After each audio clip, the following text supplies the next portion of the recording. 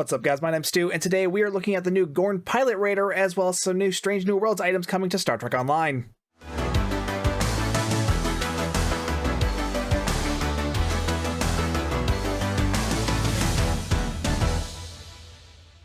The Gorn Pilot Raider was announced last week, and Star Trek Online has finally released the stats blog of it, so we're going to go over that today.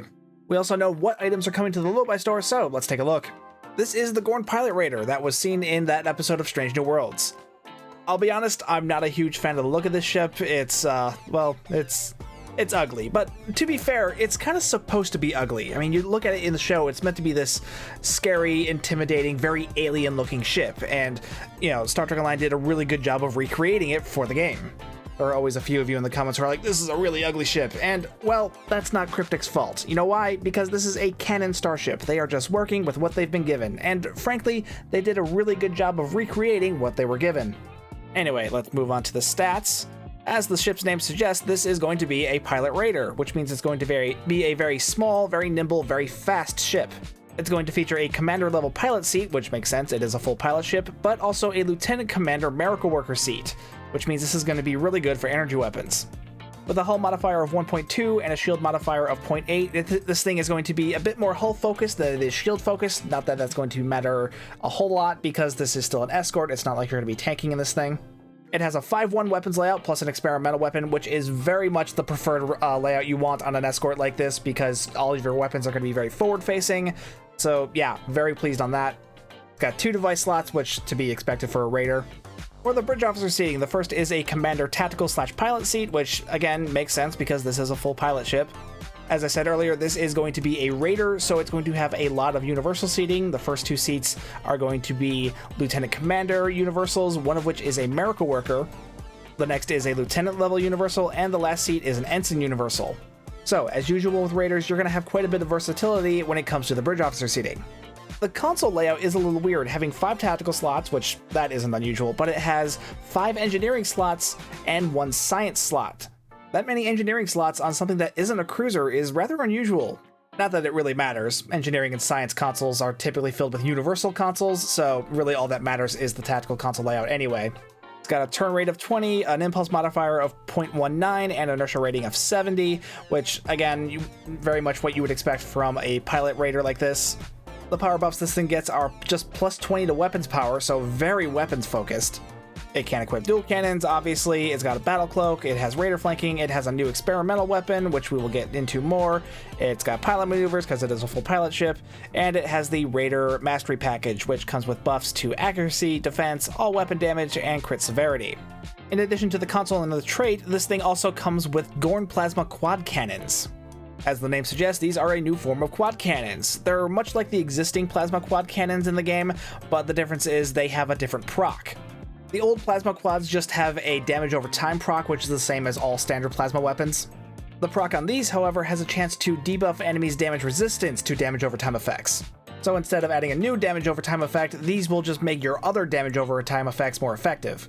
The Gorn Pilot Raider also comes with a new console called Lure Team Command. That target will then be victim of the lure team, which will then basically turn that target into the lure for the trap. Anything within 5 kilometers will head toward the target, and then once they're in range, they will receive, a big burst of plasma damage, and their shields will be rendered offline for 14 seconds. This console will also provide passive buffs to plasma damage and damage over time effects.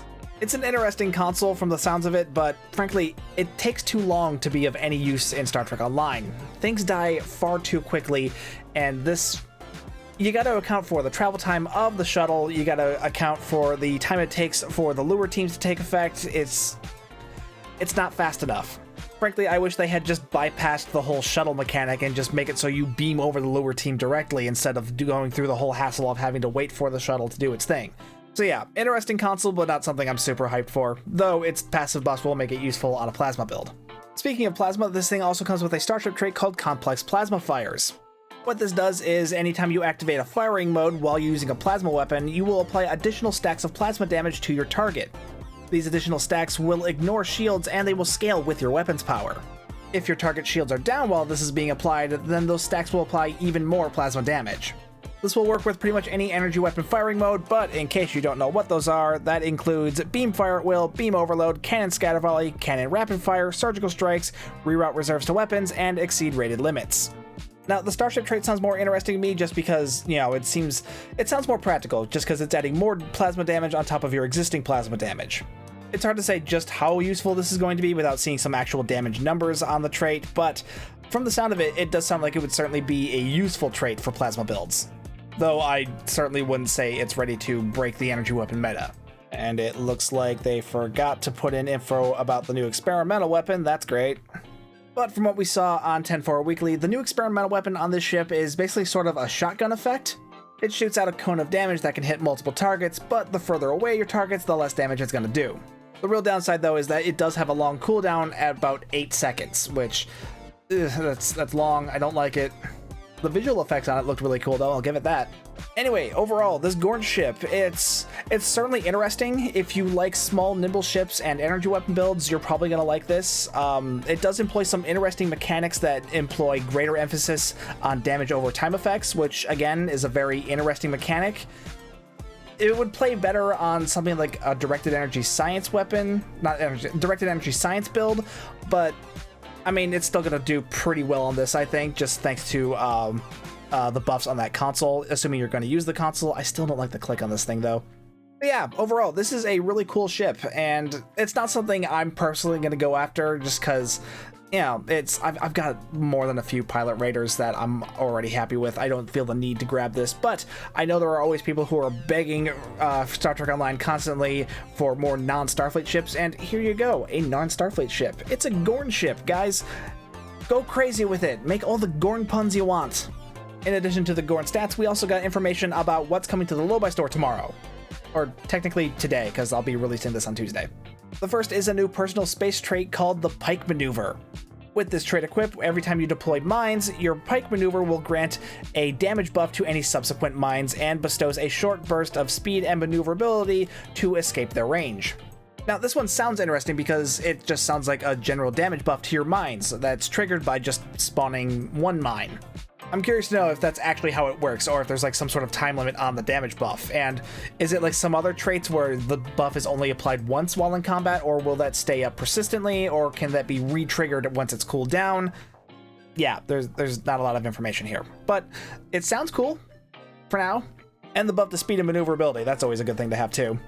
But yeah, the Pike Maneuver. Sounds interesting, but we'll see just how interesting it is after it gets tested.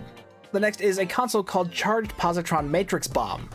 This bomb detonates, creating a diversion that attracts enemy ships. After a short duration, the bomb triggers a second detonation that draws enemy ships toward the center of the explosion. Really wish we could have gotten some tooltip information with this, but from the sound of it, it sounds like it creates an explosion that generates a taunt, which will then generate a second explosion once enemies are closer. So it's sort of explosion and then a bigger explosion that will hopefully draw in more ships. Yeah, it's... Again, like I said, I really wish we could have gotten some tooltip info on it because it doesn't sound all that interesting, but I don't know, it could be. Actually, the really interesting thing is the second part. While equipment of this type would typically be considered a weapon, it requires a constant direct connection to your ship's warp core or power core, and must therefore be equipped as a console. So is this a passive ability? Will it just shoot out bombs like it's a weapon, or is this actually a click ability? Again, we don't have a tooltip, so I have no idea how this thing works.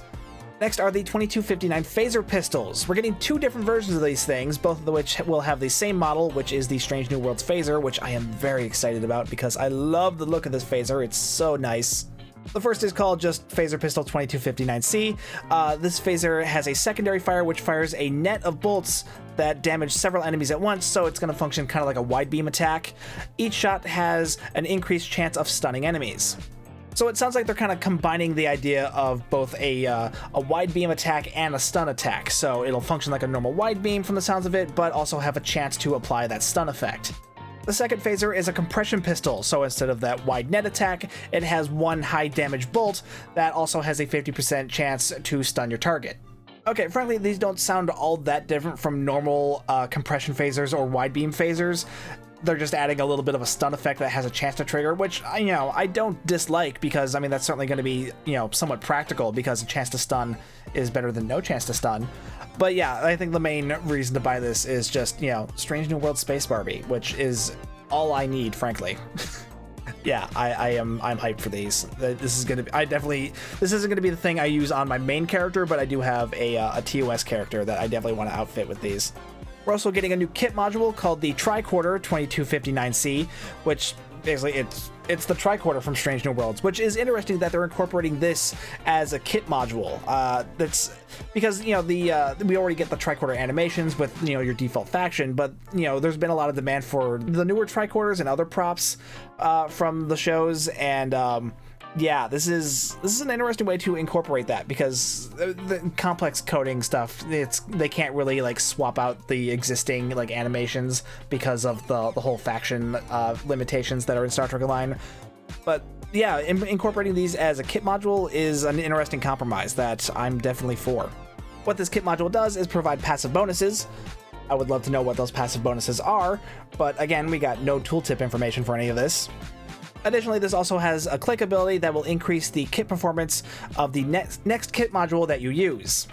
That one's actually kind of interesting, because depending on how high that kit performance buff is, you have the potential to really give your next kit module a really nice buff. The next item is the Magellan Staff Weapon. This has a primary attack that will deal a bolt of damage, much like a normal rifle, but will deal polaron damage. Its secondary attack will deal a large concussive blast, which, from the sound of it, it kind of sounds like the secondary fire on what is it? The Herald Staff that's also available in the Lobi store. So it's like a big charge up detonating blast that shoots off into a group of enemies that can knock back several targets. And the tertiary fire is going to be, from the sounds of it, the normal like staff weapon fighting animation melee attacks, you know, similar to Jailus staff. The melee attack on this staff, however, will also deal polaron damage, and every attack on this thing has a chance to expose targets. And the last thing coming to the Lobi store is the Magellan Guard uniform, which it's just a costume. There's no armor tied to it, it's just a costume. So if you like the costume, you know, all power to you. I mean, it is a cool looking costume. I do like the visuals on this. Not something I'm gonna get though. Frankly, I am disappointed that we didn't get the Strange New World Starfleet uniform. Even just like the standard duty uniform, I probably would have preferred over this. But yeah, I guess hopefully that means we're getting that released in some other fashion. Yeah, we won't know until when or if that happens. So yeah, that is the new Gorn Hunter Pilot Raider, as well as the new stuff coming to the Lobi store tomorrow, or technically today, because this is coming out on Tuesday. Personally, I'm most excited for these Strange New Worlds hand phasers. They look cool, their effects sounds pretty decent, and I love the look of them, so I'm really excited to put them onto my TOS tune. I might try to get the kit module too, but that'll probably have to wait until I have more Lobi. What are you guys most excited for? The ship, one of the Lobi items like me? Yeah, let me know down in the comments down below. And while you're down there, be sure to hit like and subscribe and hit that bell for notifications. If you'd like to further support the channel, hit the join button to become a member and get additional perks to the channel, or hit the super thanks button, or find the link to the merch store in the video's description. If you're ever shopping on the Epic Game Store, be sure to use my code STU1701. Either way, thank you so much for watching. My name's Stu, and I will see you guys next time.